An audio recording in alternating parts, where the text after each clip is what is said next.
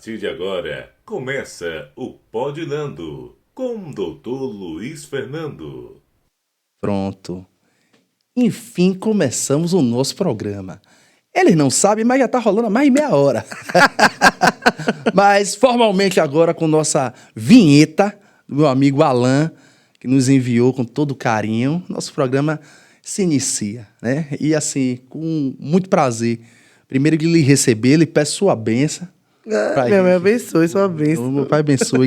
Que tenhamos uma tarde aqui, não sei quando a galera vai assistir, porque o programa, ele vai ser gravado e vai ser disponibilizado. Então, de repente, você pode estar assistindo de manhã, pode estar assistindo de tarde, de noite, um outro horário, na madruga aí, você vai ouvir no nosso podcast, né? É um prazer lhe receber aqui, uma potência, uma mulher, assim, necessária, principalmente para a gente começar o nosso podcast, né, com todas essas questões. Nosso objetivo é tratar, em alguma medida, de temas que a gente considera importante pela nossa perspectiva, mas que, em alguma medida, é debatido também na sociedade. Então, hoje a gente vai tratar muito dessas questões envolvendo a mulher, mas em outras oportunidades vamos falar sobre questões de racismo, consumidor, direito civil e todas as outras questões que, de repente, também a galera que vai acompanhar o nosso canal, ela vai também sugerir, né? Porque, como eu falei com a produção aqui, a gente não tem a vaidade de engessar em um ou outro assunto, né? A gente vai falar o que for necessário, quando for necessário, da melhor forma possível, e com as pessoas que nos dê essa possibilidade. Temos algumas questões aqui. O nosso objetivo, em alguma medida, era logo no primeiro momento a gente trazer uma questão de viral, né? Que seria uma espécie de um primeiro quadro nosso, trazendo sobre o que repercutiu nos últimos dias, nas últimas semanas, e a gente, em alguma medida, vai começar dessa forma. Eu vou fazer uma breve apresentação de mim aqui, depois eu passo para você, tá bom? O que é que acontece? Hoje estamos iniciando o nosso podcast. Eu me chamo Luiz Fernando, sou um advogado, formado pela Federal daqui da Bahia. Venho num histórico digamos, de ascensão social, né? Minha mãe é uma mãe solo, que veio do interior, sem formação de primeiro grau, sequer.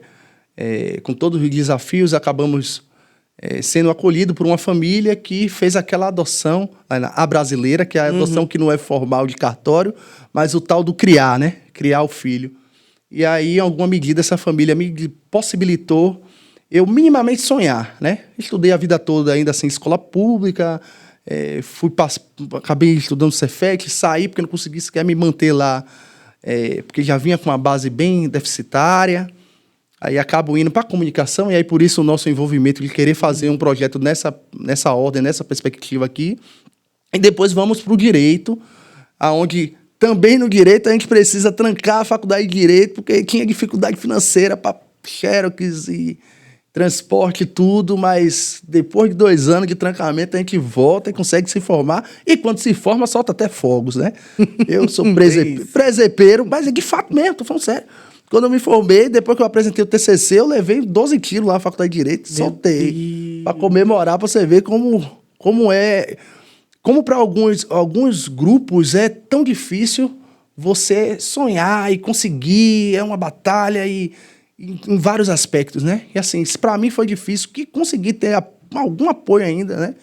Para tanta gente falta muito mais, né? Eu lembro que tinha uma galera na faculdade que vinha de fora, vinha de Camaçari, vinha de Candeias, morava naqueles grupos, né? Que quando vem pessoas do interior... Aquelas casas aquelas casas do interior. Rapaz, esse caso de estudante... República é uma dificuldade tão grande. Meu Deus do céu, rapaz. Será que tem que ser assim mesmo? Tem que ser com essa dificuldade? Mais uma vez, o professor Samuel Vida me olhou para mim e falou assim: mas você sabia que quando a gente vence, parece que tem um gosto diferente, parece que é melhor, é tão suado que a gente dá tanto valor a essas questões. Então, aqui estou, né, contigo, uma mulher tão importante, e eu gostaria de falar aqui pelo menos algumas identificações suas aqui, rapaz, que quando você me mandou, eu fiquei sem palavras, né? Mulher negra, mãe, advogada, feminista, ativista pelos direitos humanos, especialista em direito de gênero e raça, pós-graduado em violência urbana e insegurança, mestrando em direitos criminais, faz parte da Rede Nacional de Cyberativistas Negras, atuou com direito social no combate às desigualdades de gênero, raça, orientação sexual, identidade de gênero e liberdade religiosa, presidente e fundadora da ONG Tamo Juntas, a ONG tão importante, que atua em 23 estados do Brasil. Se de repente eu estiver faltando dados aqui, já pode ter tomado todo o país, né? Em sua atuação de violência, em mulheres em situação de violência. Foi escolhida em 2016 como mulher inspiradora pelo site da Olga, né? Em 2017, ela foi listada pela Forbes Brasil. Você consegue entender isso aí, o tamanho da mulher? Ela é um fenômeno da natureza. Ela decidiu lançar sua candidatura em 2018 para entender essa necessidade, não somente das mulheres na política, e aí faz uma candidatura em coparticipação, não é isso?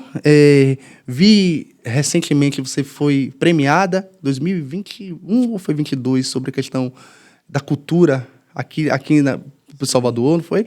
Então, assim, é muita coisa, como também pode ser nada na sua perspectiva, né? Isso aqui cabe em você, você pensa em outras coisas, isso lhe define ou você ainda tem mais coisas a sonhar, a imaginar, a realizar? Me fale aí. Muita coisa, né? Muita coisa. Na verdade, enfim, pensar no como a gente se define é um desafio, né? Eu gosto de dizer que a gente tem muita dificuldade de falar sobre as coisas que a gente faz, né, os processos que a gente luta, mas eu acho que hoje eu me defino como uma mulher negra lésbica, de candomblé, uma mulher de axé, né, uma mulher de obá, uma mulher que, enfim, né, se reencontrou na sua ancestralidade, mas, acima de tudo, uma mulher gorda, uma mulher com 40 tatuagens no corpo, advogada feminista e popular, e que estou hoje, né, a serviço da população de Salvador como co-vereadora na primeira mandata coletiva, né, ocupando aquele espaço, fazendo resistência, mas, acima de tudo, não esqueço de onde eu vim, né? Por isso que é tão importante para mim falar que sou fundadora da ONG Tamo Juntas, que é uma organização que atende mulheres em situação de violência, e foi verdadeiramente onde eu me encontrei, né? No direito, eu passei muito tempo tentando me encontrar. Eu acho que, assim como você, dentro da faculdade de Direito, me formei pela Católica, né? Dentro da faculdade de Direito, tive vários processos de dúvida. Em vários momentos eu pensei em desistir, vários momentos. Tem as crises, né? Porque é complicado mesmo. Acho que não é fácil, não é fácil. Os nossos corpos negros, né? Samuel também foi um caminho, assim, para mim. Quando eu ouço Samuel falar, eu decido fazer Direito. Sim. Então, acho que a escolha para seguir o ramo do direito foi um desafio.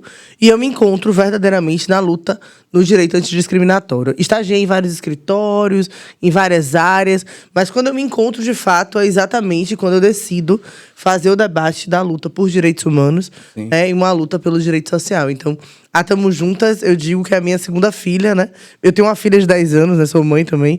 E minha filha de 10 anos, ela fala, né? Que a Tamo Juntas é a irmã mais nova, né? Que vai completar 7 anos. E eu acho que o desafio é fazer o enfrentamento, né? E hoje, na Câmara, né, a gente assume não só a mandata, mas também a Procuradoria Parlamentar da Mulher, mostrando que a nossa tarefa e a nossa luta é fazer enfrentamento à violência contra a mulher, enfrentamento ao machismo e para desfazer as estruturas, né? Sim. Como uma boa mulher de Obá, eu sou isso, né? Reviravolta. Mudança. É uma pororoca. Muitas revoluções. Uma pororoca humana. Exatamente. Muitas revoluções por onde eu passo. Essa mulher, a Laina, nossa companheira de batalha, uma mulher importante para todas as mulheres, para todos os homens, para uma sociedade como um todo. Deixa eu lhe dizer, viral aí, logo para a gente iniciar, dar um start na nossa conversa. Olha a notícia. Brasil bate recorde de feminicídio em 2022. Uma mulher morta a cada 6 horas.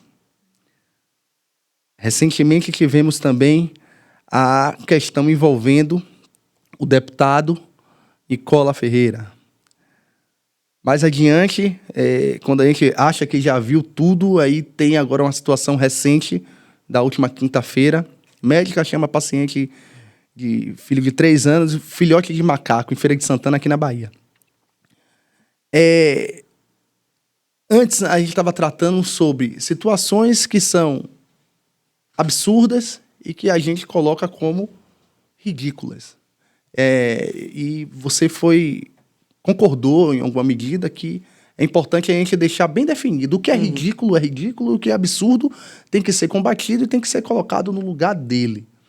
O que é que você tem a falar sobre essa última semana, da semana do Dia Internacional da Mulher, onde a gente tem recorde de feminicídio, crescimento de 5% de um ano para o outro, onde a gente tem ainda profissionais que têm esse tipo de conduta, envolvendo questões raciais, principalmente com criança, adolescente, onde a gente tem deputado fazendo esse tipo de violência, exato, de gênero e todas as questões envolvendo transfobia e tudo mais, e aonde a gente tem também, parece que não bastasse tudo isso, a gente tem a tal da machosfera também. Então, assim, uma semana intensa com tantas questões, o que é que você tem de posicionamento aí, só para a gente introduzir a nossa conversa e saber para que rumo a gente vai tomar aqui? É uma coletânea de horrores, né? Coletânea de horrores. Na verdade, eu acho que essa última semana foi uma semana muito forte.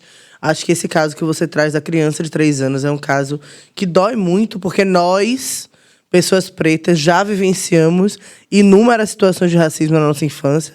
E isso fez com que a gente tivesse muita dificuldade da aceitação sobre quem nós somos, da nossa autoestima, né? Antes de começar a gravação, a gente estava conversando, né, sobre como foi difícil na nossa infância debater, por exemplo, né?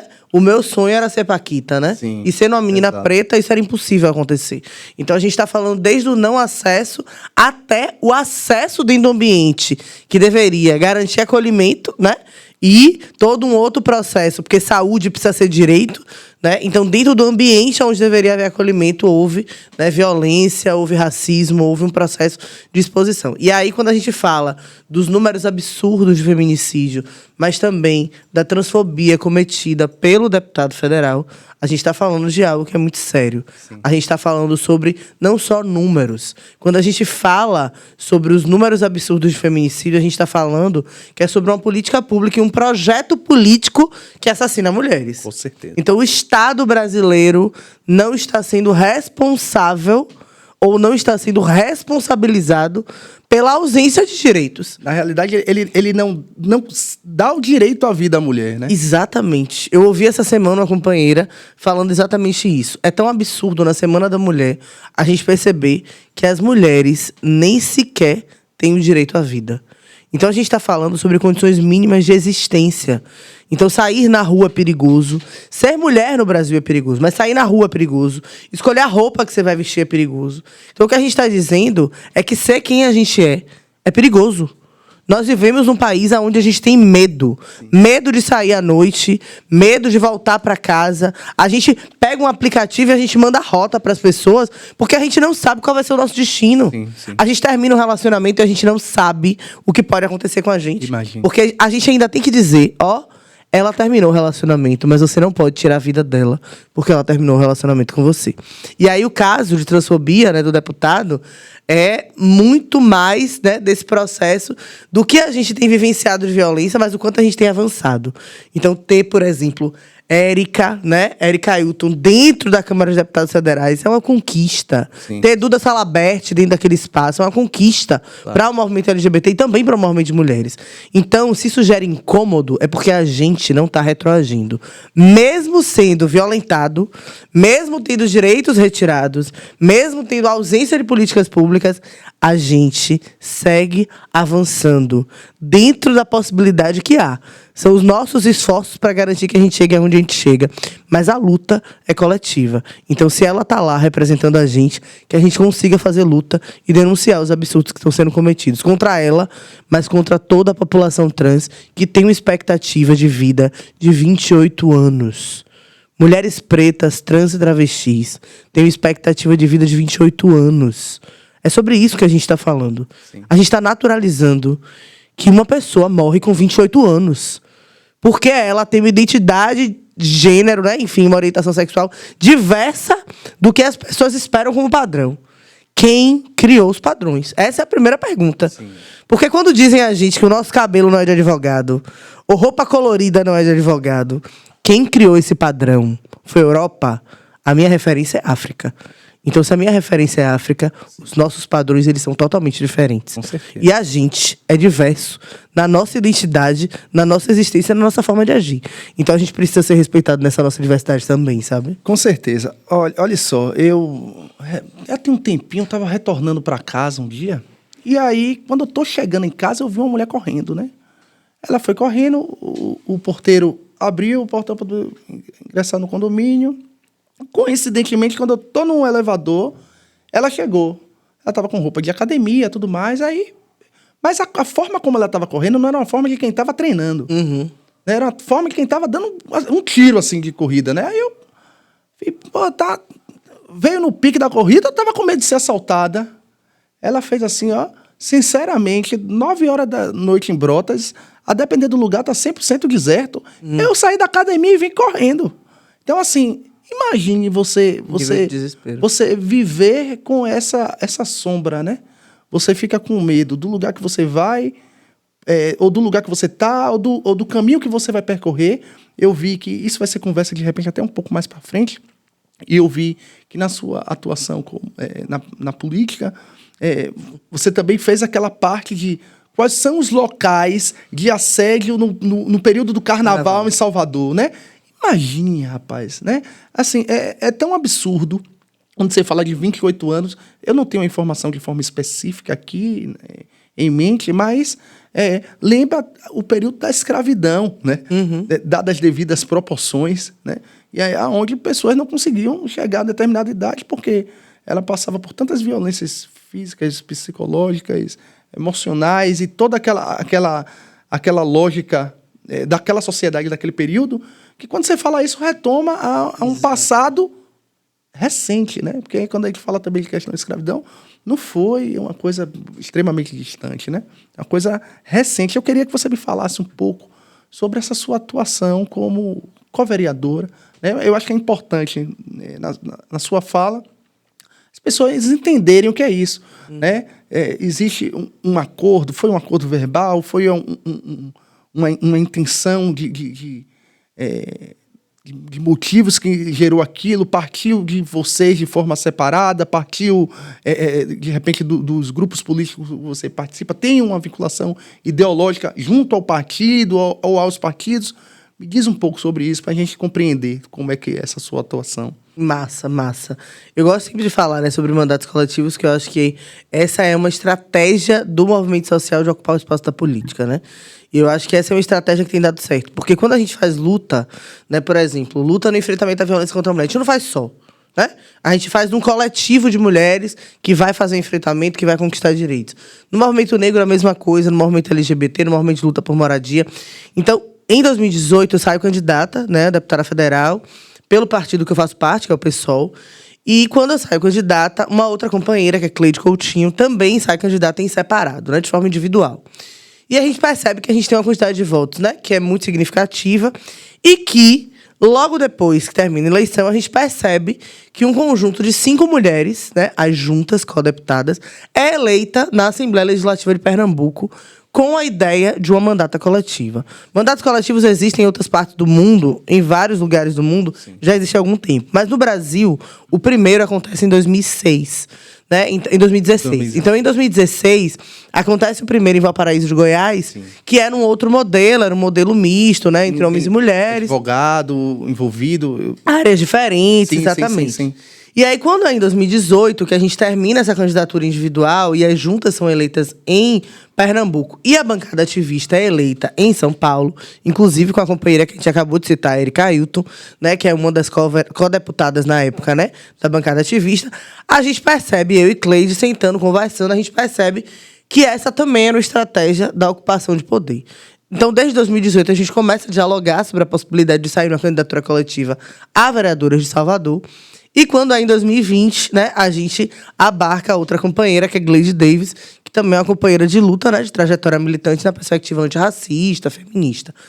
Em 2020, quando a gente sai dessa candidatura, é um boom, porque, na verdade, em 2018 já tinham acontecido algumas. Em 2020, várias outras pessoas decidem, né, tomar essa decisão. Mas são modelos diferentes. Então, vão ter modelos multipartidários, né? Mistos entre homens e mulheres. Sim. A gente escolhe montar uma chapa coletiva, que são 3 mulheres. Sim. 3 mulheres negras, de áreas diferentes de Salvador. Então, eu sou de Brotas. Cleide, né, é de Cajazeiras e Gleide é da Suburbana. Então, imagine, a gente tá em Salvador toda quase, né, guardadas as devidas proporções. E nós somos de áreas diferentes de atuação. Então, por exemplo, eu sou uma mulher de axé, eu sou uma mulher gorda, eu sou uma mulher mãe, né, eu sou uma mulher que, enfim, né, tem uma trajetória de luta na perspectiva da advocacia e do direito das mulheres. A companheira Cleide faz luta no movimento de moradia, é evangélica, Sim. né? Teve 2 filhos assassinados pela violência policial, enfim. Tem uma luta também na perspectiva contra o extermínio da juventude negra. E a companheira Gleide é uma companheira que é bissexual, né? Não é mãe, né? É de candomblé e também faz luta na perspectiva de racista e está se formando em serviço social. Então, imagine, são mulheres muito diferentes. Cenários diferentes. Mas a ideia é que a gente decidiu criar um vínculo para ganhar essa eleição. E aí o primeiro debate da galera era: mas como é isso? Esse acordo é como mesmo? E o debate era: quando vocês brigarem, como vai ser? Eu dizia: minha gente, a gente acabou de ganhar. Vocês já estão perguntando quando a gente brigar, como é que vai ser? Todo mundo quer saber da treta. E o rolê era: e o acordo? E o salário? Divide como? Sim. Eu dizia: minha gente, peraí, bora sentar aqui pra conversar. E aí a gente foi, na verdade, aprendendo com as outras experiências. Sim. Porque aí eu acho que é muito importante falar que é tudo muito novo, né? Sim. Então, a Câmara Municipal de Salvador recebeu também, né, de uma forma cuidadosa para tentar entender o que era aquilo. Sim. Então, hoje, por exemplo, a gente consegue ter alguns acessos, mas, infelizmente, a Justiça Eleitoral ainda entende apenas um CPF, né? Sim. Então, o CPF é o meu, e é o CPF que, na verdade, faz o registro da candidatura.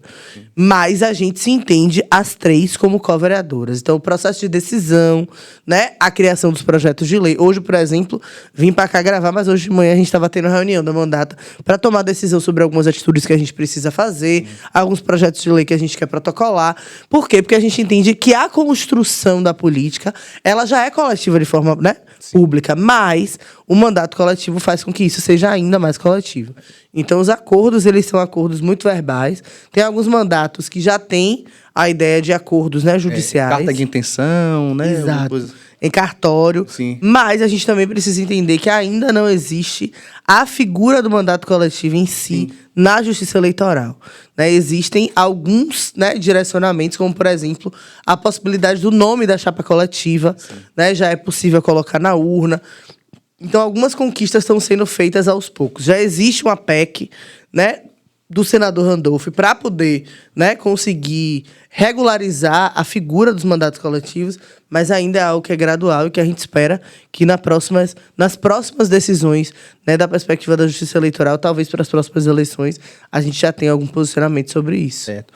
Diferença prática, talvez, entre o assessor e a co-vereadora, teria uma diferença, só para a gente compreender de fato? Então, a ideia é, quando as pessoas perguntam sobre salário, existe um debate, né?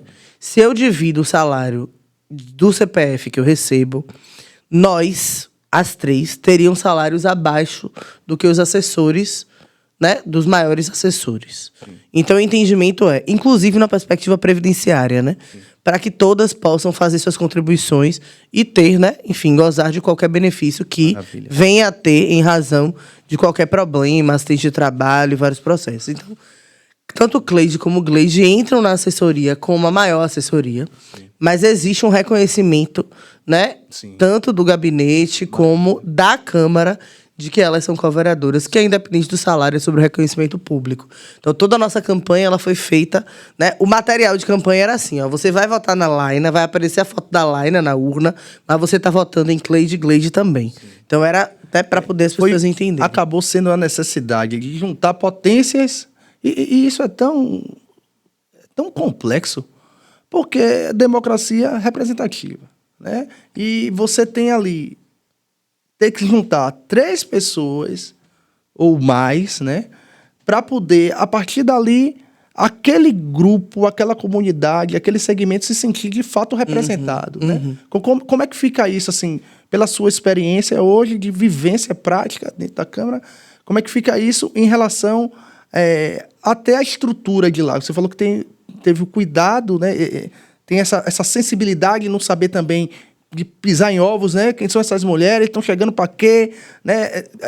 Eu estava falando há instantes contigo sobre essa carga que o feminismo traz, que para quem não tem o conhecimento já faz uma associação completamente distorcida do propósito do feminismo, do propósito das questões do ativismo mesmo político e tudo mais.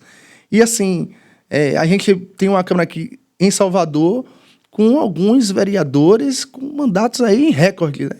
4, 5, às vezes até mais. 6, né?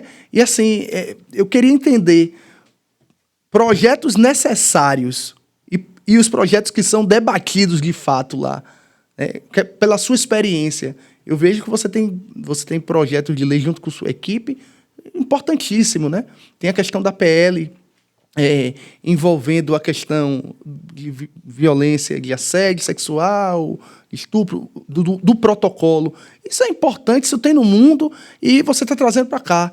Mas, na sua experiência lá prática, o que é que você vê? Porque eu já tive, em outras oportunidades, a gente associando assim, Salvador ali dá título de cidadão soteropolitano, e não é bem por aí, tem muita gente com propósito. Eu queria que você me dissesse um pouco dessa sua impressão. Então, acho que ocupar a política é um espaço que é uma tarefa que é muito, às vezes, angustiante e adoecedora, especialmente para mulheres pretas. Eu acho que o sonho da gente era que a gente tivesse aquela Câmara povoada de pessoas que verdadeiramente têm compromisso com a cidade. Acho que hoje o cenário da Câmara é um cenário muito delicado. Nós somos 43 cadeiras, né? Dessas 43 cadeiras, a gente tem apenas 8 que compõem o que a gente chama de bancada de oposição, né? Hoje a gente lidera a bancada de oposição. Então nós somos PT, PSOL, PCdoB e PSB, né? São 4 partidos que compõem as frentes, né? Contra Bolsonaro, contra o bolsonarismo, contra o fascismo e contra todas as violações de direitos humanos. E aí eu acho que é muito importante trazer isso porque a gente, né, tem um processo inicial de sofrer violências políticas de gênero, uma tentativa de silenciamento no primeiro momento, né? Então existe a tentativa de silenciar, de não reconhecer o mandato, de não reconhecer a ideia de mandato coletivo, de dizer que aquilo era palhaçada. Eu ouvi parlamentar dizer que aquilo era palhaçada. Então é nesse nível de violência, mas também depois de um tempo de entender que é isso, a gente veio para ficar. A gente não vai dar passo atrás. Então a gente veio para ficar e a gente vai ocupar aquele espaço. E aí o processo passa a mudar, né? Sabe o racismo? Quando a gente começa dizendo assim, é preciso ter boa aparência, né? Começa assim, né? É preciso ter boa aparência. Depois dizem assim, manja foto, né? E aí depois da foto eu começo a criar outros critérios que são racistas, mas que às vezes é tão sutil que a gente não percebe o quanto aquilo é racismo e o quanto o racismo ele vai se reinventando. Isso também acontece na violência política de gênero. Ela vai se reinventando. Primeiro controla o meu corpo, né? Querem ditar quais são as roupas que eu devo ir para a Câmara. Quando, na verdade, o regimento interno da Câmara, que fala sobre vestimentas, não fala sobre mulheres. Porque é tão invisível a presença de mulheres nos espaços de poder que nem sequer se toca sobre mulheres. Então fala assim, ó, a vestimenta dos homens é o terno completo. Para as mulheres, equiparem-se aos homens. Tipo assim, equiparem-se os homens o quê? Eu vou usar um terno completo? Você tá entendendo? Entendo. Então, na verdade, é como se as mulheres nem existissem. No Senado, não tinha banheiro feminino até pouco tempo. Então, estar naquele espaço também é um espaço de resistência. Aí a gente começa sofrendo violência política, né? No silenciar, do não reconhecer, do questionar a roupa, dizer que aquelas vestes não são vestes de vereadora.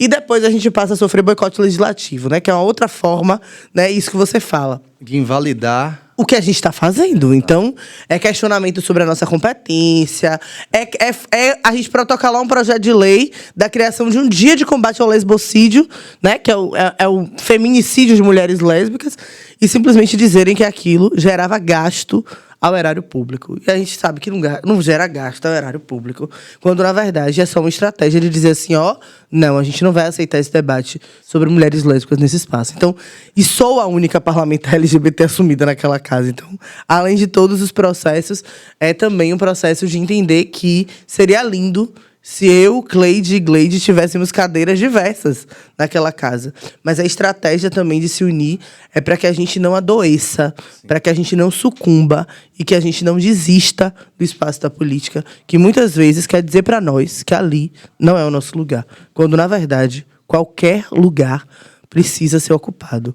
E se a gente quer estar no espaço, a gente precisa estar nesse espaço, justamente porque a gente faz diferença aonde quer que a gente vá, né? Com certeza. Inclusive do tema do dia do nosso pensamento, né, Gui? Um dia é o Dia Internacional da Mulher, no outro é aniversário da Lei do Feminicídio. Qual data comemorar? O que é que a gente está fazendo? O que é que foi feito historicamente para, num dia que seria de celebração, a gente continua numa ideia de resistência, de direito à vida? O que é que você pensa em relação a essas questões, né? Dia Internacional da Mulher, primeiro toda essa questão histórica de apagamento do propósito, do objetivo daquele dia, de fato, e a gente comemorando uma lei que tem os números que tem aqui no Brasil. Exato. Então, é isso, né? Quando a gente fala... Ontem eu dava uma palestra para um grupo, né, de estudantes da turma de Educação de Jovens e Adultos, e eu falava, gente, o 8 de março é muito simbólico para nós. Porque o 8 de março não é dia de ganhar flores, né? Se quiser dar flores, dê flores. Se quiser dar chocolate, dê chocolate. Mas o que a gente quer é políticas públicas. A gente quer políticas públicas e direitos. E aí parece muito surreal, porque ontem eu falava com essa turma e eu dizia assim, imagine, o 8 de março surge porque as mulheres que eram, né, trabalhadoras de uma fábrica, elas decidem se levantar, né? No início, né, de 1910, 1917, é quando, enfim, né, é efetiva a data, né, o Dia Internacional da Mulher. Mas quando elas decidem lutar, elas lutam por melhores condições de trabalho. Elas lutam, imagine, há mais de 100 anos atrás, elas estavam lutando por direito à creche. E aí eu perguntava a elas, mudou alguma coisa? Porque hoje a gente continua lutando por direito à creche. A gente hoje continua lutando para trabalhar menos horas por dia. A gente continua lutando para revogar a reforma trabalhista, a reforma previdenciária, ter o direito de se aposentar. Então imagine que loucura. A gente está falando que as mulheres que foram as precursoras dessa luta que a gente está dialogando essa semana, que é o 8 de março, há mais de 100 anos atrás, elas já pediam melhores condições de trabalho, menos horas de trabalho, condições salubres, né, com saúde de trabalho. Porque elas trabalhavam em galpões extremamente insalubres, sem luz, sem iluminação, com rato, com água. Uma condição desumana. Elas trabalhavam em condições desumanas. A busca pela dignidade da pessoa humana na forma efetiva, né? Exato. Seja no ambiente do trabalho, seja você na sua própria condição humana. É absurdo. E parece muito atual. Sim. Parece extremamente atual. Com certeza. Então, 8 de março é uma data simbólica. 9 de março é dia de aniversário da Lei de Feminicídio, né? Isso. Que precisou se provar muito que as mulheres estavam morrendo em razão das mortes violentas, que majoritariamente acontecem pelos companheiros, ex-companheiros ou relações, né, afetivas e sexuais. E, em sua grande maioria, acontecem dentro dos lares.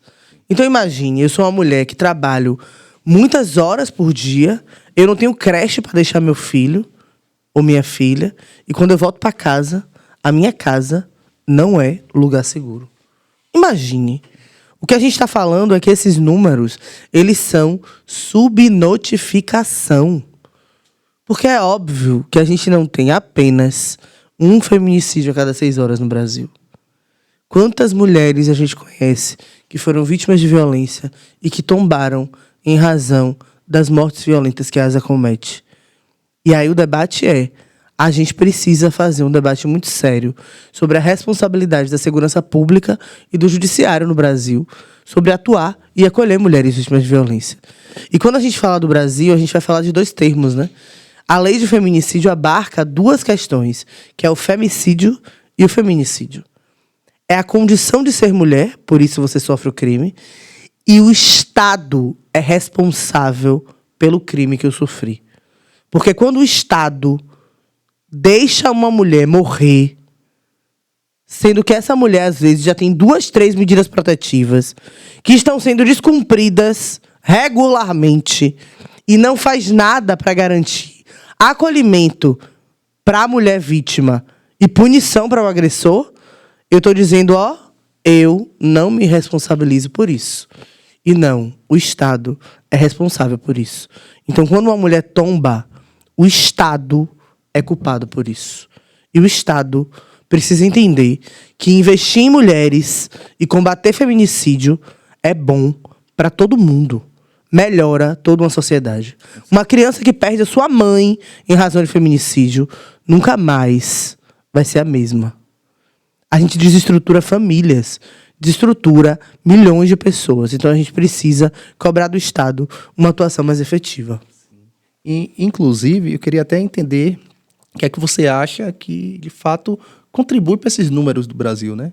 Como é que fica a questão do apoio na esfera federal, de repente, dos últimos anos? Essa questão envolvendo liberação de armas, essa cultura conservadora. Você acha que esses elementos e outros também contribuem para esses índices? Sem sombra de dúvida. Eu acho que, na verdade, a gente não está aqui romantizando governos anteriores. Não estamos.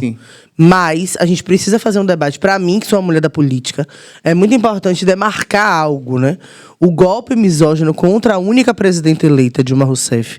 E aí a gente pode ter vários debates ideológicos, pessoas podem se posicionar contra, enfim. Mas o debate o golpe misógino contra a presidenta Dilma traz um debate que é estrutural. A mulher no maior espaço de poder do Brasil, que é a presidência da República, foi tratada como objeto. Porque quando ela sofre o golpe, são vários adesivos, várias imagens, com ela com as pernas abertas recebendo a bomba de combustível. Nenhum outro homem passou por isso. Ela, enquanto mulher, presidenta do Brasil, foi extremamente violentada e teve a cultura do estupro naturalizada. Naturalizada. Depois do golpe da presidenta Dilma, a gente passa por um processo que é o governo de Temer, né? Que é esse governo de transição que passa 2 anos, depois entra, né, o coisa que a gente não gosta nem de dizer o nome, porque aí se a gente quer de axé, não chama esse ebó, deixa esse negócio lá, né, esquecido em algum lugar. Vai passando. Né, a gente só quer que ele volte para ser preso, mas o debate desde o governo Temer, o Brasil e aí isso é muito grave, o Brasil para de enviar dados ao Comitê de Gênero das Nações Unidas. Imagine.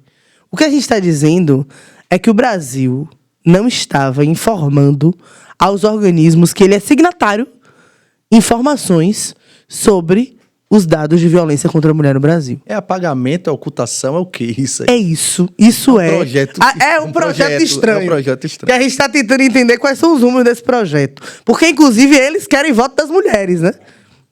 Mas como é que a gente dá conta disso?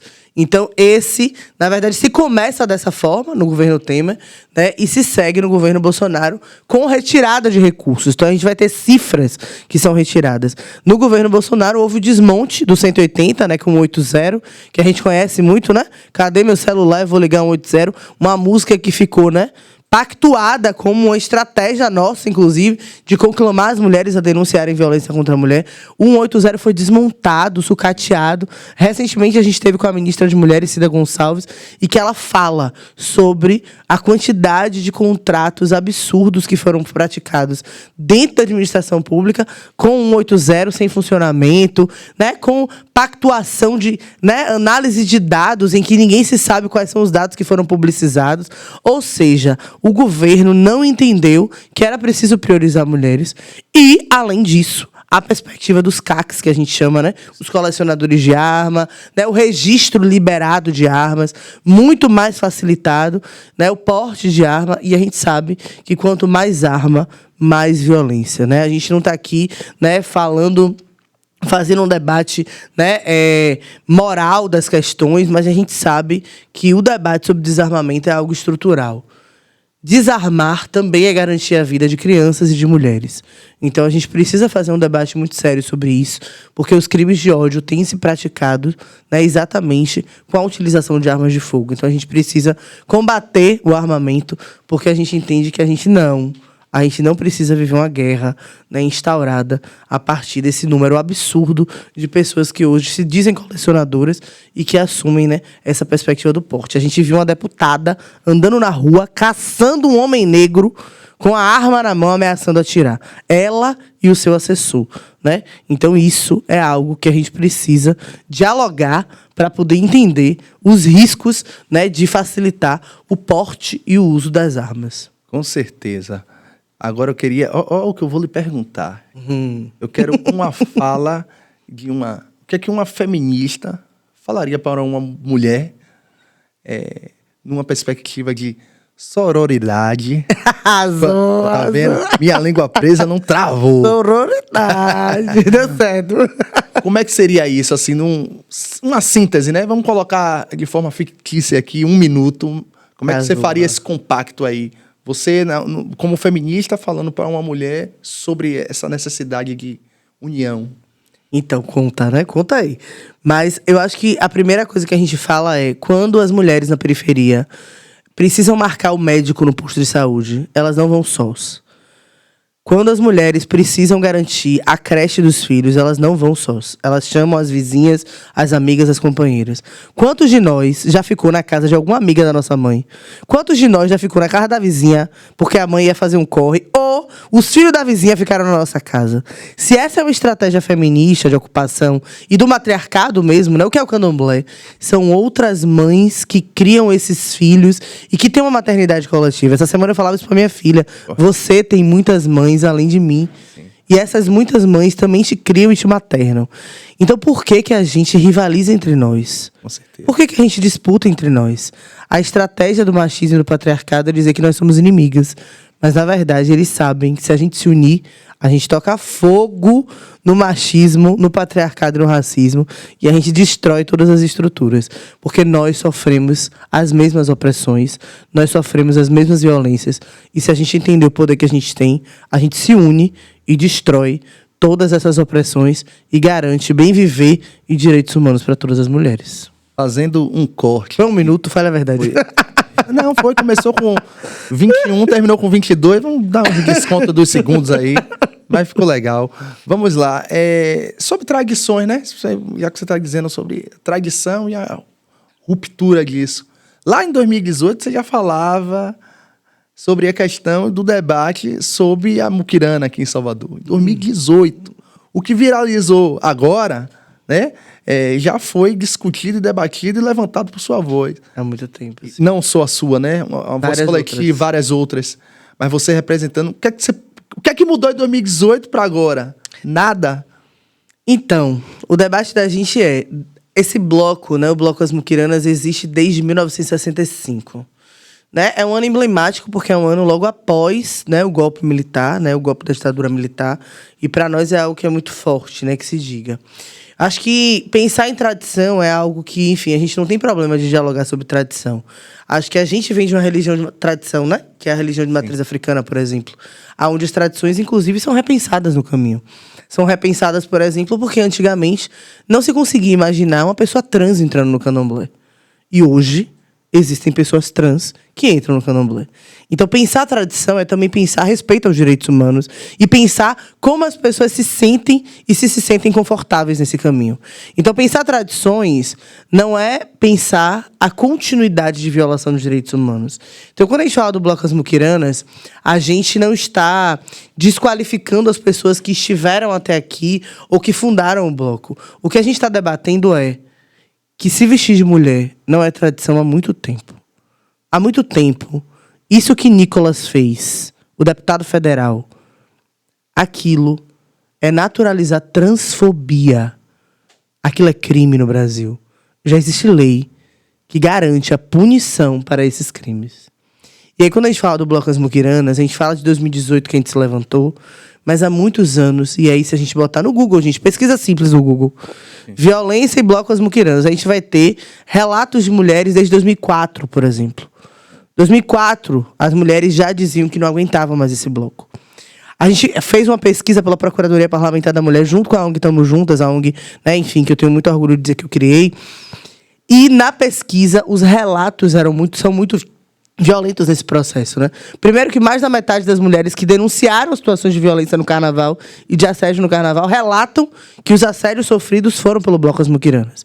E segundo que os relatos são sempre de eu pedi para parar e apareceram mais. E aquela cena, aquele vídeo que a gente vê, né, no Carnaval de Salvador, agora em 2023, é surreal e é perverso. E o que mais me assusta, Fernando, sabe o que é?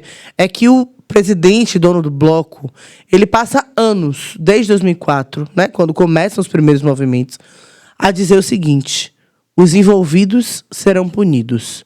Você conhece alguém que foi punido em razão da prática de violência no carnaval sendo integrante do Bloco As Muquiranas? Desconheço essa informação. Billy, você tem essa informação aí?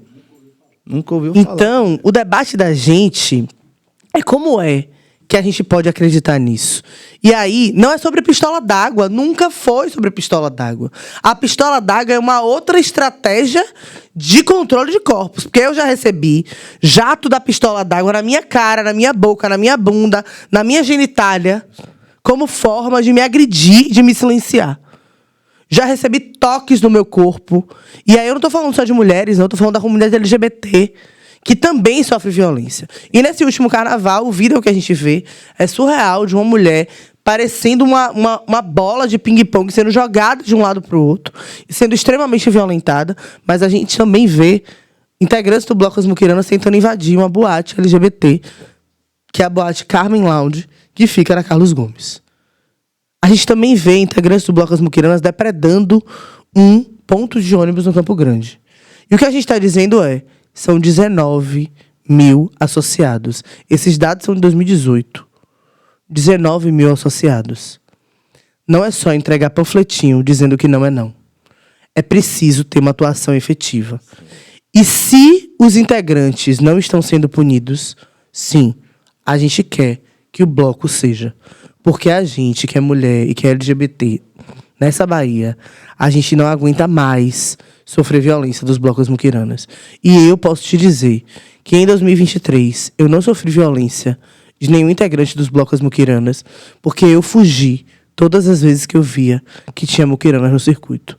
Então não é saudável viver um carnaval em que é a maior festa de rua do mundo, que é o Carnaval de Salvador, e não há democracia de fato, nem direitos humanos de fato. Porque se alguém está com medo de sair na rua e ser assediada, significa que está inseguro para alguém. Ou seja, está sendo injusto para alguém. Então o carnaval não é uma festa democrática e pública.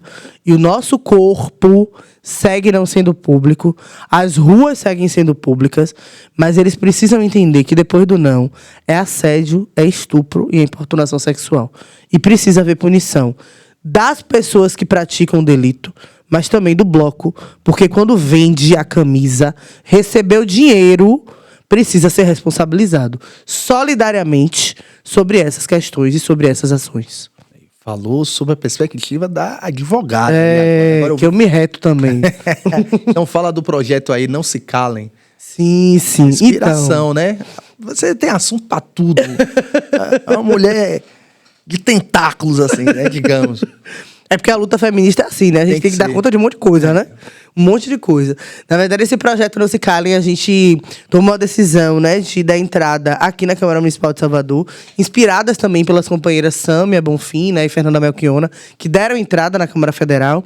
E a gente entendeu a importância de protocolar, né, na Câmara Municipal de Salvador, porque a gente entende que esse protocolo, para quem não conhece, né, o protocolo de combate à violência de gênero, que já acontece na Espanha, que foi, inclusive, o protocolo fundamental, o famoso caso, para garantir que Daniel Alves estivesse preso, né, e que respondesse criminalmente à violência sexual que ele cometeu, né, enfim. Ainda não há o trânsito julgado, ainda existe, né, toda a coleta de provas, mas ele está preso porque todos os indícios levam a crer que sim, houve violência, né, enfim. E o protocolo foi fundamental. Por quê? Porque a mulher que sofre a violência dentro de uma boate, ela é amparada imediatamente. Então ela foi acolhida pela boate, pela Casa de Show, que garantiu que a polícia chegasse, né, que ouvisse ela, que acolhesse ela, que gravasse a sua fala e que imediatamente ela fosse levada para uma unidade de saúde para fazer, né, o corpo de delito, que para nós é tão importante, porque também é fundamentação de prova. Então, a ideia do protocolo, né, que é o, enfim, lá não se cade, né, mas aqui não se calem, e a ideia é que a gente tente garantir nas casas de show de Salvador, mas também nos ambientes onde há festa, onde, enfim, né, a gente tem a nossa curtição, mas sem esquecer que, né, em razão de qualquer outra substância, não se justifica violência, assédio, né, toque nos corpos sem que haja consentimento. Então, a ideia é que a gente possa tentar conscientizar, né, os bares e as casas de show de Salvador a também promoverem esse tipo de protocolo. Já existe nas casas de show e nos estabelecimentos comerciais o debate de combate à LGBTfobia, a partir da Lei Tem o Nascimento. Então, a ideia é que esse projeto, a gente, enfim, protocolou ele. Estamos aí esperando os caminhos para que a gente consiga, né, ainda está aguardando na CCJ, né, na Comissão de Constituição e Justiça, né, o trâmite da Câmara, mas a gente espera que a gente consiga aprovar esse projeto ainda esse ano. Um projeto importantíssimo, né? Assim, no seu histórico, de repente, dos outros, teve dificuldade, porque acaba como é um novo grupo, digamos assim, né? Trazendo outras questões que não são debatidas naquele espaço, como é que fica essa questão da aceitação com os outros parlamentares?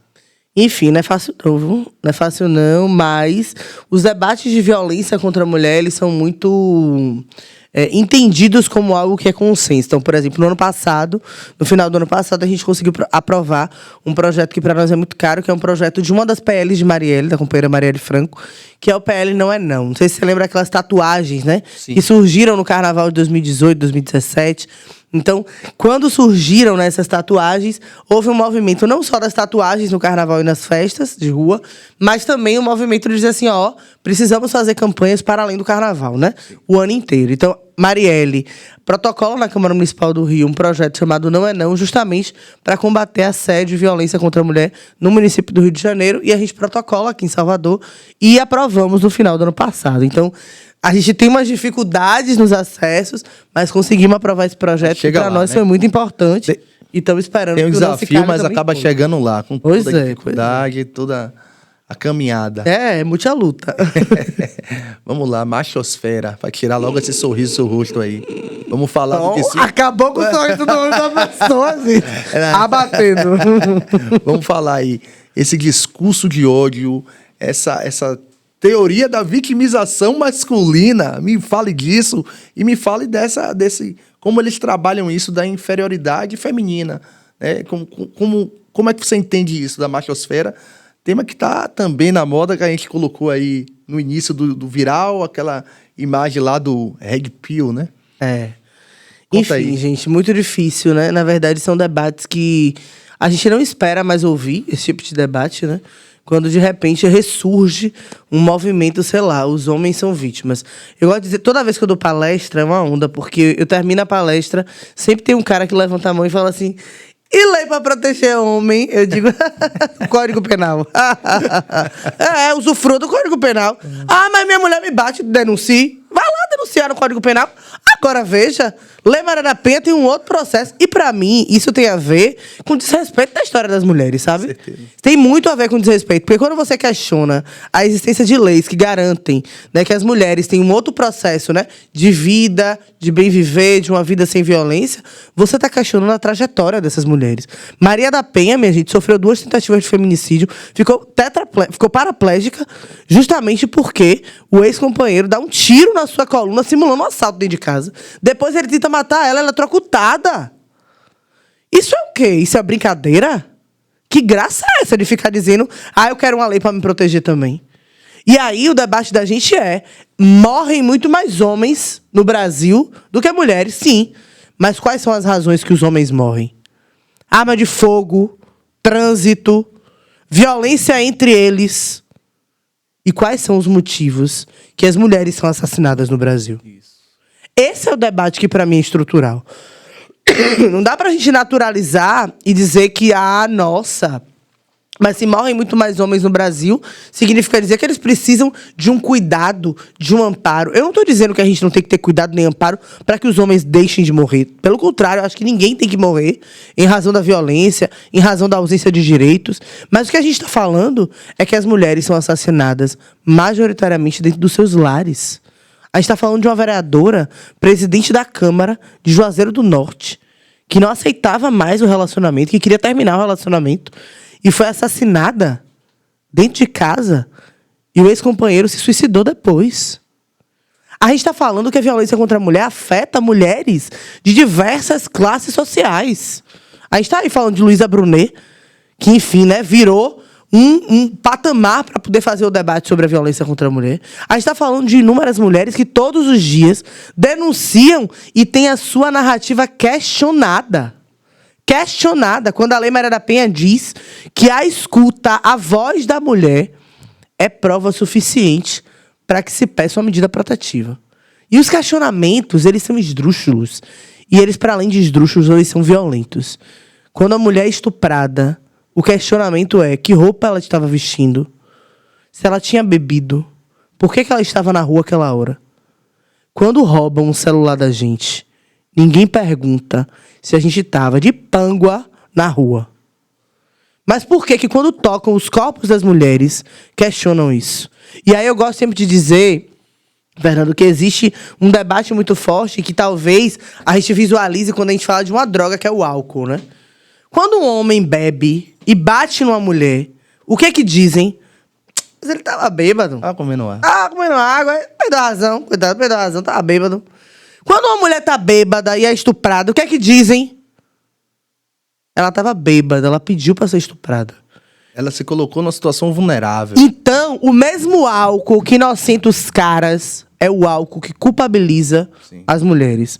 Então, a gente precisa pensar em questões estruturais. Esse debate de Red Pill, de machosfera, desse cara extremamente violento, né, fazendo falas horrorosas, ameaçando uma companheira que faz o debate sobre violência contra a mulher todos os dias. Isso, para nós, é diagnóstico de como o fascismo verdadeiramente se implantou.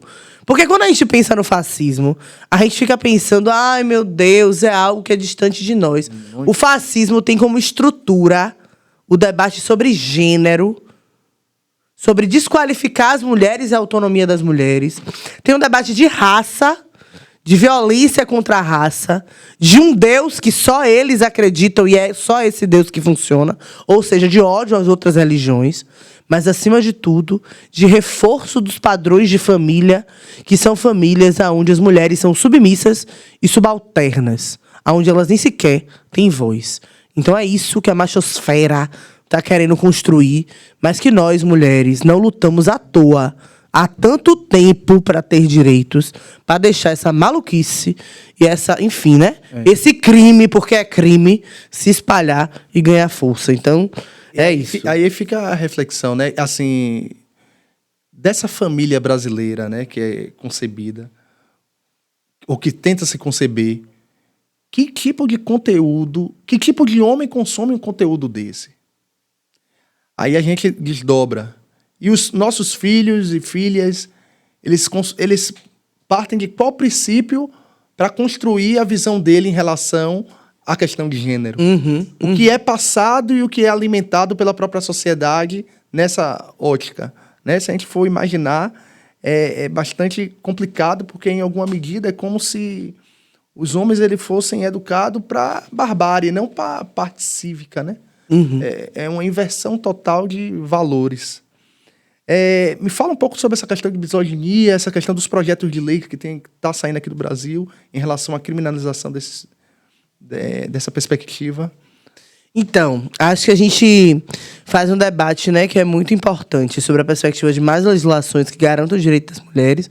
Acho que isso é importante. Acho que o debate sobre criminalização da misoginia é necessário, é importante, mas a gente precisa pensar em algo que também é estrutural, que é pensar a educação como norte para, de fato, a gente mudar as estruturas. Então, acho que a Lei Maria da Penha é fundamental, a Lei de Feminicídio é fundamental, a Lei de Importunação Sexual é fundamental, mas a gente precisa pensar também de como é que a gente garante o debate sobre igualdade, sobre equidade nas escolas, por exemplo. Sim. O debate que eles tentaram travar foi do mamadeira de piroca, do escola sem partido, né? De homeschooling agora, porque o debate deles também é esse, né? De não debater esse negócio de gênero neutro, né? Porque eles falam assim, quando na verdade o debate é: se a gente não ensina as nossas crianças que não se pode bater numa mulher porque ela é mulher, a gente está falhando miseravelmente. Não adiantam ter leis porque o cárcere não funciona. O cárcere não funciona. É óbvio que a gente quer quem matou Marielle seja preso. A gente quer que quem matou tantas outras companheiras, como lá na Tamo Juntas a gente acompanha casos de feminicídio, sejam sim presos. Mas a gente também entende que a gente precisa mudar as estruturas. Então, se a gente não dialoga com as nossas crianças sobre isso, a gente não está resolvendo problemas. Pelo contrário, a gente vai fazer o seguinte: a próxima geração, a gente vai criar uma pena pior. Outra pena pior. E ampliar a pena. E aumentar a pena. E no final das contas, a gente resolveu o quê? Isso. Porque é isso, o debate da gente não é: eu preciso ter lei. Precisa ter lei. Mas eu quero que a minha filha se sinta segura em qualquer lugar que ela vá. Mesmo não performando nenhum padrão. Porque ela não performa padrão de gênero nenhum. Então, o debate é: como é que a gente pensa estruturalmente as mudanças? Então, esse é um debate que é fundamental, de criminalizar a misoginia, de criminalizar como a gente já criminalizou a LGBTfobia, o racismo, mas a gente também precisa pensar de que forma a gente incide no Plano Nacional de Educação, no Plano Estadual de Educação, no Plano Municipal de Educação, que durante muito tempo obrigou a gente a retirar gênero até alimentício e literário. Porque eles têm tanto medo de debater gênero, Sim. que até gênero alimentício e literário tiraram do plano de educação. Então o debate é: precisamos conversar com as nossas crianças que não é possível discriminar as pessoas por serem diferentes. E isso é obrigação nossa. Com certeza. Porque a criação e a formação de crianças é papel de toda a sociedade. Agora aqui no nosso Pega Fogo, é uma cópia do Jornal da Globo, que tem o Pinga Fogo, aqui é o Pega Fogo. Adoro. Lá na Câmara tem pinga-fogo também. É o Pinga, aqui é o Pega. De ontem, viu? Líder da Renascer cita a Bíblia e diz que esposa cansada não deve negar sexo ao marido. O que é que você me fala dessa... Menina é nova até pra mim. Meu Deus, que bomba. É, de ontem. De ontem. Quentinha da hora. Imagine. Gente, não só surreal. reforça essa questão da misoginia, deixar a mulher subalterna, né? Dos casamentos, né? Dos casamentos que, enfim, tem um movimento de uma companheira de Camaçari que é alterar o texto do casamento, né? Porque o texto do casamento termina como: até que a morte os separe. Quando, na verdade, as relações não precisam e não devem acabar com a morte, né? As relações devem acabar quando não é mais possível continuar as relações. Então, tem uma companheira de Camaçari fazendo esse debate. E eu acho que o debate sobre estupro marital é sempre um tabu. Ontem, né, essa palestra que eu estava dando, eu falava sobre isso, né?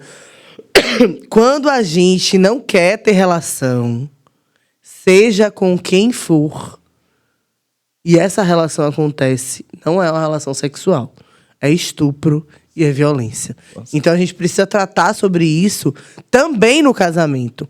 Mas existe uma perspectiva religiosa de submissão e de subalternidade que naturaliza de que as mulheres têm a obrigação ao sexo com os seus maridos. E aí, minha gente, eu gosto muito de falar sobre isso, porque eu também gosto muito disso.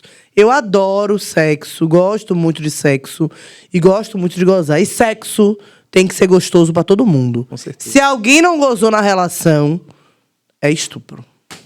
É isso. Essa é a minha fala sobre esse caso. Ela joga a bomba e dá risada, tá vendo, Billy? Se alguém Billy... não gozou, é estupro. Agora... Billy, faça alguma pergunta aí de algum parente seu. Você, quando eu chego aqui pra conversar com ele rapidinho, uma situação assim, rapaz, tem alguma pergunta pra ela? Aí deve ter um bocado, mas o tempo dela, a gente sabe que é... Tem 3.000 perguntas aqui, se você tiver 4 anos pra responder aqui. É uma questão muito interessante que ele colocou, a questão da formação cultural da família. E eu coloquei essa semana o seguinte: o homem que não se acusa como machista, como misógino, ele tá provavelmente cometendo um grande erro.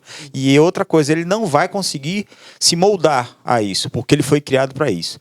Você concorda com isso? Com certeza. Na verdade, o debate da gente é que todos os homens são machistas, assim como todas as pessoas brancas são racistas. A grande questão é, qual é a escolha que se tem? Você, homem, escolhe se desconstruir. Você, branco, escolhe se desconstruir. Você, cis e hétero, escolhe se desconstruir. Porque essa é uma tarefa. E eu não tô romantizando, porque se desconstruir não é fácil. Imagine, você vem de um processo da sua formação, da sua vida, da sua família, que é formado e forjado daquela forma. Se desconstruir é se quebrar, minha gente. Literalmente. É se quebrar para poder repensar como é que aquilo funciona. E aí, o meu pensamento, e eu sempre gosto de falar isso, é que quando um homem me pergunta como é que eu sou menos machista, como é que eu atuo de forma menos machista, minha resposta é: ouça as mulheres. Porque é isso. Quando uma mulher diz pra você, olhe, essa sua atitude foi machista. Aí o que você faz? Não foi machista não, tá louca. Eu mesmo não. Nunca fui machista na vida. Fui criado por mulheres. Eu sou criado por mulheres, eu tenho filha mulher, teu marido mulher. Eu falo, gente, peraí, ninguém tá brigando aqui, bora começar. Porque é isso, a tarefa também é essa. E aí, eu acho que é isso, é preciso ouvir, né? Eu me relaciono com uma mulher branca e todos os dias a gente dialoga, eu digo assim, isso aqui tá errado. Tá errado, bora se ouvir aqui, bora conseguir questionar, bora conseguir entender. Porque essa é uma tarefa. Essa é uma tarefa e é uma tarefa que é cotidiana e é diária.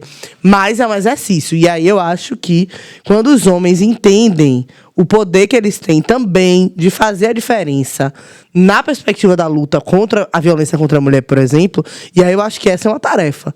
Sei lá, é no grupo de amigos o cara que, sei lá, vaza um nude de uma menina. E você vai dizer que é normal? Não, você tem que se posicionar. É aquela coisa, não é o homem tomar o protagonismo dessa briga. É ele se aliar ao que ela busca, né? E dar voz a quem sofre a opressão. Óbvio, né? Exatamente. Senão a gente...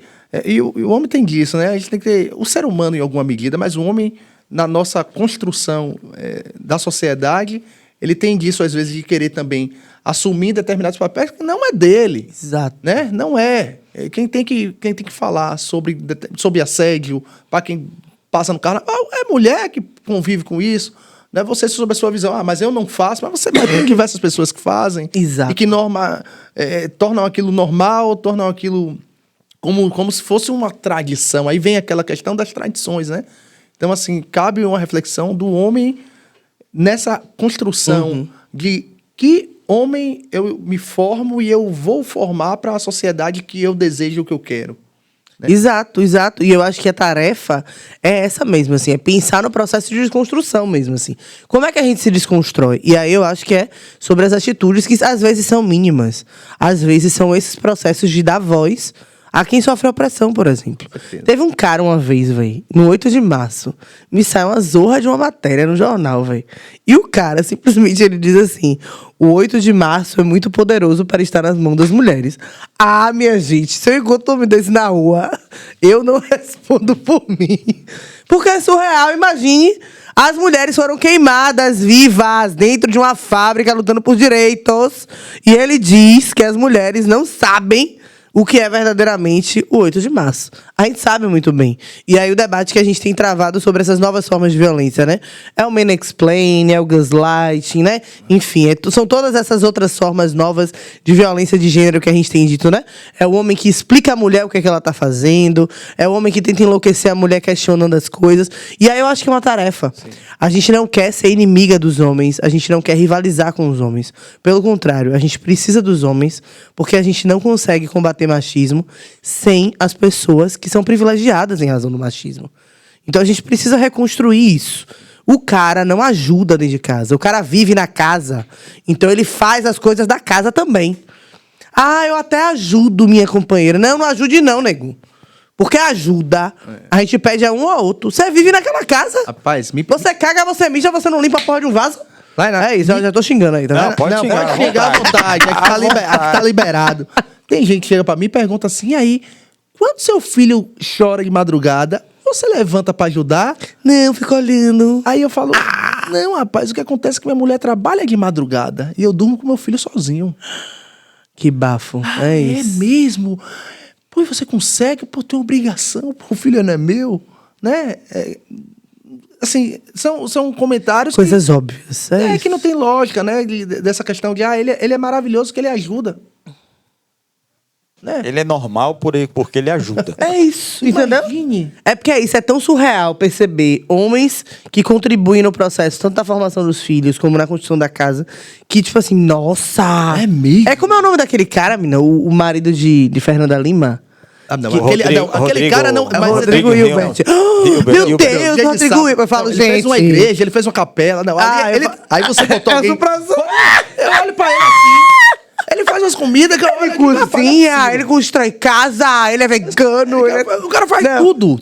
Não, mas o debate é esse. Tipo assim, eu acho massa ele fazer tudo. É. Mas a galera dá tanto biscoito a ele, porque, nossa, sim. Isso, sabe? sim. E eu acho que é isso, assim. O exercício é esse. Não sei, eu acho que a gente é forjado na sociedade em que a gente naturaliza essa relação, né? Então, aonde os pais normalmente são ausentes. Quem de nós não conhece histórias de pessoas, ou nós mesmas, né? E mesmos, tipo assim, já vivenciamos histórias de abandono paterno, Sim. né? De Banho enfim. solo no meu carro. Exatamente. Então, assim, minha mãe me cria só, sei lá, a partir dos meus 3 anos. Então, enfim, no final das contas, acaba sendo, né, mãe solo também, né? Enfim, com um pai que tava ali quando podia e quando dava. Mas é isso, tinha uma escolha. É como se fosse uma escolha, entendeu? E eu falava isso essa semana com minha filha. Eu falava, olha, não é bonito, nem é legal uma mãe cuidar de um filho sozinha. Porque eu dizia a ela o quanto ela tem várias mães. Ela tem minha companheira, que é madrasta dela. Ela tem minha sogra, que mora com a gente. Ela tem minha mãe, que é a avó dela. Ela tem a mãe de santo dela. Ela tem a mãe pequena dela. Ela tem um monte de mãe ao redor dela. A outra avó, justamente, a companheira do pai. Por quê? Porque a gente precisa entender que não é normal, nem é saudável sobrecarregar mulheres da forma que a gente sobrecarrega. Então, olhe, minha dica é, quando vê uma mãe numa mesa de bar, não pergunte com quem foi que ela deixou a criança, não, porque ela também tem direitos do bebê. E olhe, digo mais, mães também têm os direitos de gozar. Senão, a gente vive no ódio, entendeu? Eu tô com orgasmo na boca, minha filha, essa semana toda. Ótimo. Fazer outra perguntinha aqui, que um pouquinho polêmica, inclusive aconteceu com um cara foi expor, um artista famoso foi expor que ele dizia que a mulher tinha que pagar a conta juntamente com ele. Ai, e ele meu foi, Deus do céu, ó. ele foi, como é que se diz, super mal visto e tal. Infelizmente, muitas mulheres discordaram dele. Né? Eu digo isso porque eu tenho uma mãe que... Aquela história, meu pai morreu cedo, tal, minha mãe... Para mim era normal, eu sei disso, certo? E ela tem um gosto de dizer, eu que comprei, eu que Exato. faço e tal, e tá tranquilo. Na sua visão, certo? Existe... Aliás, qual seria a sua visão sobre isso? Na verdade, eu acho que viver uma relação é viver parceria, né? Então, na verdade, eu não sei, eu venho de uma geração em que minha mãe me criou só. Então é isso. Minha mãe, tipo assim, ela pagava as contas, ela se virava e ela me dizia: tenha seu dinheiro, porque na hora que você quiser ir embora, você vai embora. Ninguém lhe prende por causa de dinheiro. Tenha a sua autonomia, tenha a sua casa, tenha seu carro, porque é isso. Na hora de ir embora, você diz assim, ó, eu tô levando o que é meu e fui, parti, entendeu? E tá de boa. Mas eu acho que o processo é, quando a gente constrói relações, e aí, inclusive sendo uma mulher lésbica hoje, né, a relação que eu construo com a minha companheira, eu acho que a gente precisa entender também que as relações, elas não são meramente sobre pagar a conta ou não pagar a conta. Eu acho que, por exemplo, sei lá, eu me relaciono com uma pessoa e a pessoa, sei lá, tá desempregada naquele momento. Eu não acho que tenha problema nenhum eu pagar a conta naquele momento, ou naquele período eu estou sem dinheiro e a pessoa paga a conta. Eu não vejo problema nisso. Eu acho que a questão é sobre como esses caras visualizam o rolê do pagar a conta. E aí, minha mãe, né? As nossas sábias griots, né? Minha mãe dizia, olhe, não deixe ninguém pagar a conta te dizendo o desaforo, porque depois ele cobra a fatura, né? Então, o debate é um pouco esse. Quanto essa fatura tá cobrando, entendeu? o contexto, né? Porque eu acho que é outro rolê, na o verdade. contexto de como sai essa conta. É, porque é muito medíocre um debate sobre feminismo, sobre pagar conta ou não pagar conta. Gente, eu acho que não tem BO. Se a mulher tiver dinheiro pra pagar conta, que massa. Se tiver dinheiro pra dividir, que massa. Se não, tipo assim, velho, eu tenho mais pra dar. Você dá uma parte, eu dou uma mais. Ou você dá a mais, eu dou uma parte. Porque está todo mundo vivendo aquilo massa, entendeu? Sei lá. E aí, não sei. Eu acho que minimizar uma relação ao pagar a conta. Sim. É medíocre. É mesquinho. É medíocre, é medíocre. É mesquinho. E aí, se ele pagou, foi jantar pra um monte de macho, você viu, né? Pois é, lá nos Estados Unidos. Por isso foi o contexto. Inclusive pro fascista. E a última perguntinha, Nando, Vem o ele. seguinte, Isso está no contrato, Alcimar? Me diga aí. Você deixou, abriu as portas, Veja parceiro. aí a cláusula. Abriu o Abriu caminho, as não portas, fechou abriu o mais. caminho. Uma juíza federal reclamou que perdeu 3 casamentos porque ela estava trabalhando num lugar, recebeu o convite para ir para outro, melhorar e tal, e o marido não quis acompanhar. O contrário não aconteceria. Qual é a sua visão sobre isso? Então, várias mulheres anulam suas carreiras, né? Pra viver relacionamentos, enfim. Boa pergunta, viu? Mereceu. A gente tem história sobre isso, né, companheiro? Com certeza. Mas eu acho que... E é muito perverso, porque, por exemplo, eu conheço companheiras que largaram serviço público, imagine. Abandonaram carreiras, né? De concurso público para poder, né, viver e seguir o relacionamento. Então, eu acho que isso é algo que é muito doloroso. E isso tem a ver com esse processo de dizer assim, não, a carreira das mulheres é menos importante. Então, tem uma fala, né, que é muito perversa, que diz assim, mas você é feliz na carreira, então não vai ser feliz no amor. Dizem muito isso para as mulheres, né? Fosse uma escolha. Então, tipo Ela assim, tem que optar. mulheres bem-sucedidas, elas não podem ser felizes no amor. E eu acho que é o contrário, a gente precisa fazer um outro debate. Que tipo de amor é esse que não fica feliz que a companheira tá galgando outros espaços e que tá crescendo, né, exponencialmente dentro do que você sonha, dentro do que você acredita. Então, se esse relacionamento não tá sonhando junto com você e não tá te potencializando a subir, porque é isso. Pra baixo todo mundo leva, mas pra cima, quem é que ajuda pra subir? Então, se não tá potencializando, não tá te fortalecendo, sei lá, não te merece, sabe? Então segue a vida, mas é muito violento, muito violento. Só um adendo aqui, a gente pensando. Teve numa época que eu precisei trabalhar, aí fiz lá o concurso do IBGE, fui ser recenseador, caí numa região periférica aqui de Salvador, e para minha surpresa, quando eu ia fazer o censo, e era surpresa mesmo, eu tinha uma casa com 3 cômodos, 9 pessoas morando, e aí eu perguntava, e aí, quem é o responsável da casa? Uma mulher, que às vezes já estava para se aposentar ou já era aposentada, que tinha filha, filho, neto, genro dentro de casa, um ou outro ali com um trabalho informal, e ela que era o pilar de toda a família. E não foi 1, nem 2, nem 3, nem 10 vezes quando eu fiz o recenseamento. E assim, para mim foi chocante eu chegar numa casa com tantas pessoas e a parte financeira, produtiva, quem de fato mantinha a base daquela família ali eram mulheres. E isso é apagado, isso não é dito, isso não é falado. É muito mais a cultura do o homem que traz o pão para casa. E, na realidade prática, são mulheres que mantêm famílias e outras famílias dentro da sua própria casa. Exatamente. E é um processo, né? Porque isso mexe, inclusive, com a autoestima de vários caras, né? Sim. Eu já me relacionei com caras, por exemplo, que eu recebia salários maiores e que os caras receberam salários menores e que era um debate na família deles. Debatia-se na família por que eu, mulher, recebia salário maior do que os caras. Falavam, então, peraí, bora sentar pra conversar aqui. Porque tem algum problema aí nesse rolê. Então, isso é algo que é naturalizado. E aí, gente, minha gente, parece uma besteira, né? Mas, por exemplo, as mulheres não gostam de se relacionar com homens mais baixos que elas. Olha que besteira. As mulheres não gostam de se relacionar com homens que recebam menos que elas. Isso é algo que foi naturalizado durante muito tempo com essa ideia. Sim. O homem é forte, é o que protege, e é o provedor. Sim. E aí o que a gente está mostrando é o contrário. O que mais se tem no Brasil são mulheres que são chefes de casa, chefes mesmo. E chefes, quando a gente fala, não é a que manda, não, porque a gente sabe que sempre é a mãe que manda.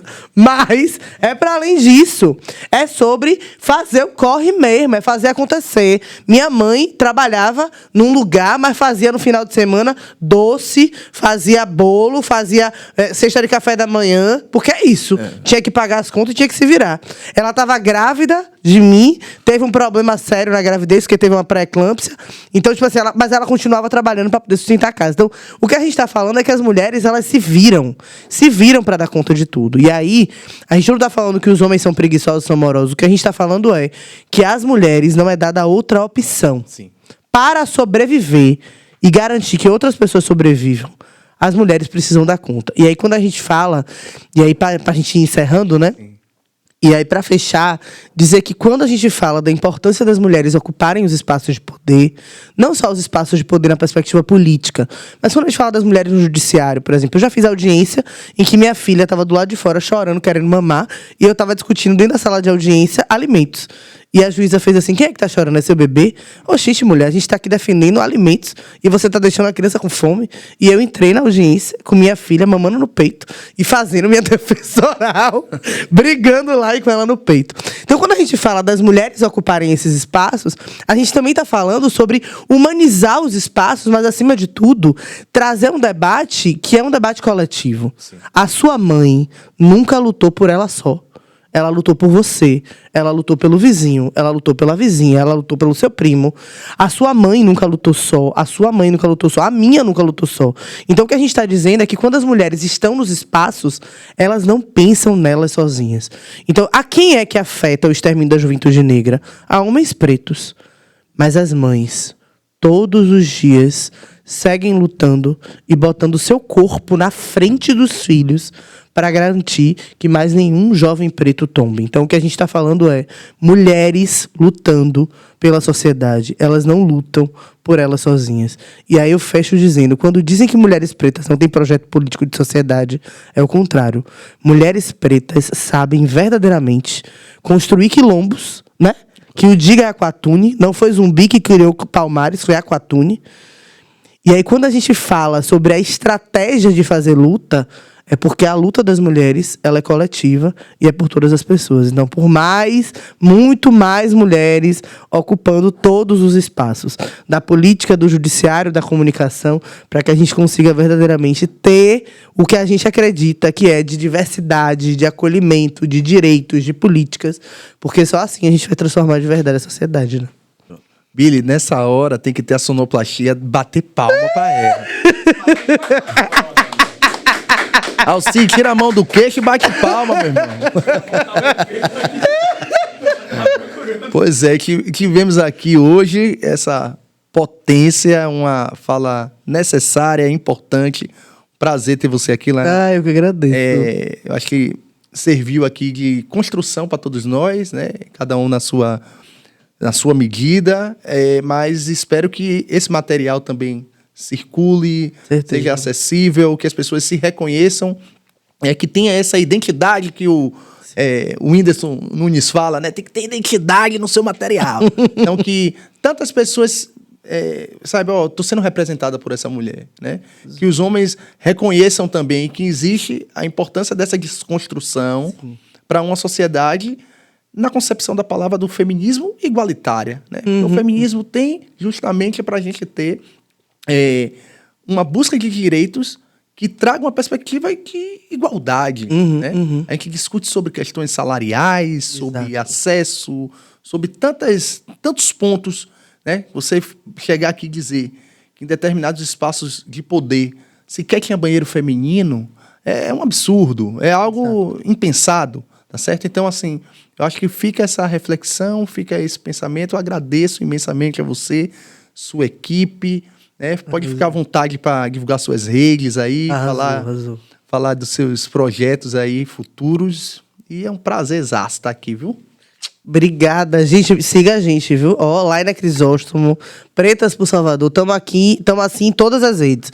Twitter, Instagram, Facebook, YouTube. Estamos assim em todos os lugares para que vocês possam acompanhar tanto a nossa atuação, né, como parlamentares, mas também a nossa atuação militante, que é cotidiana, né? Ser mulher é ser sujeito de luta. Então a gente segue fazendo enfrentamento e aonde tiver treta, a gente está no meio. Não pode. Para poder reivindicar direito. Não pode, Nando. Não pode, não pode. Eu sou a mulher de Obal. Eu não aguento ver uma guerra como jogam. Obrigado, viu? Eu que agradeço. Billy, agora o contrato fecha, né? Da pauta do dia. Beijão, gente. Vou olhando para várias câmeras, eu tô famoso. Muito rico. Isso, tem isso. Para você que curtiu o nosso material. Exatamente. Larga o like. Ativa o sininho para as futuras notificações, compartilha, vê os cortes, entre em contato, pode mandar pergunta, que a gente responde alguma medida, né? Que vai tratando, que você e sua equipe são super acessíveis, então, se tiver alguma dúvida também, pode encaminhar, que estaremos de braços abertos aí para participar do Pod Nando. Arrasou. Tá certo? Um abraço. Tchau, tchau.